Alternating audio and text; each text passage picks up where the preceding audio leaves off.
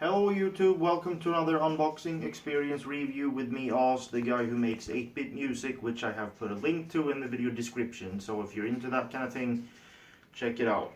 Today we are going to review the unboxing experience of the CORSAIR H150i Pro liquid cooler. It's an all-in-one cooler, or AIO, depending on what you like to say, and this box already came bumped, so I don't have to worry about using knives this time, which I can't give Corsair credit for that because I can't imagine they would put a hole in their box on purpose. But it makes it a bit easier for me to unbox, so yay. And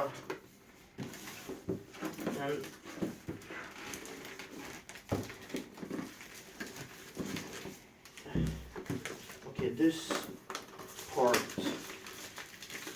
is stupid.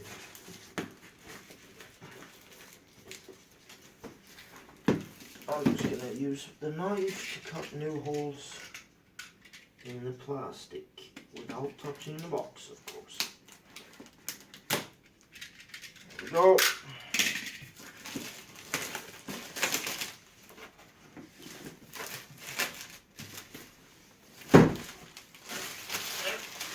Plastic out of the way. Let's see if we can figure out how you're supposed to open this. This has tabs here. I think there may be a thing. Yeah, I'm fairly certain that there's a thing here that you pull up like so, and here you have the goodies. You have your mounting kit for a whole slew of different processors. You have 1, 2, 3 fans, and then basically here you have the cooler block, or the pump block rather, with RGB on it, and then here is the actual radiator. I'm not going to mess with that now, but you get the idea. This unboxing was straightforward and nice. I will give it an 8 because I wish that there wouldn't have been the plastic around it, but thanks to there being a hole in it, it wasn't difficult.